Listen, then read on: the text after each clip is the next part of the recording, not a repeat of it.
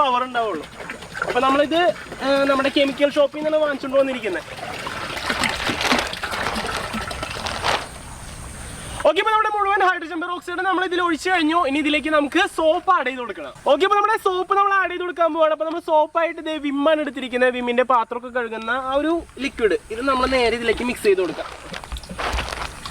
അടിപൊളി. ഇത് എന്തിനാന്ന് വെച്ചിട്ടുണ്ടെങ്കിൽ നമ്മുടെ ഹൈഡ്രജൻ പെറോക്സൈഡ് പതഞ്ഞ് വന്ന് പെട്ടെന്ന് എസ്കേപ്പ് ആയി പോകേണ്ട പത കുറേ നേരം നിൽക്കാൻ വേണ്ടിയിട്ടാണ് നമ്മൾ ഈ സോപ്പ് ആഡ് ചെയ്യുന്നത്. ഓക്കെ, അപ്പോൾ നമ്മുടെ സോപ്പ് അത്യാവശ്യത്തിന് നമ്മൾ ആഡ് ചെയ്ത് കഴിഞ്ഞിട്ടുണ്ട്. ഓക്കെ, അടിപൊളി. നമ്മളുടെ സോപ്പും ഹൈഡ്രജൻ പെറോക്സൈഡും തമ്മിൽ നന്നായിട്ട് മിക്സ് ആക്കിയിട്ടാണ്. അപ്പോൾ നമ്മൾ ചെറിയൊരു വടിയിട്ട് ഇങ്ങനെ ഇളക്കിക്കൊണ്ടിരിക്കുകയാണ്. ഇത്ര മതിയാവും ഇളക്കിയത്. ഓക്കെ ആണ്, എല്ലാം റെഡി ആയിട്ടുണ്ട്. നമ്മൾ കളറായിട്ട് ഫുഡ് കളർ ബ്ലൂ ആണ് എടുത്തിരിക്കുന്നത്. ഇത് നമ്മുടെ ഈ ഒരു ഹൈഡ്രജൻ പെറോക്സൈഡ് മിക്സിലേക്ക് നൈസായിട്ട് ഒഴിച്ചു കൊടുക്കുക. അപ്പോൾ നല്ല അടിപൊളിയായിരിക്കും. ഇതിപ്പോൾ പച്ചയായി തോന്നുന്നു ബ്ലൂ ഇട്ടിട്ട്. ഓക്കെ, ഇപ്പോൾ നമ്മൾ കളർ ആഡ് ചെയ്ത് നല്ല രീതിയിൽ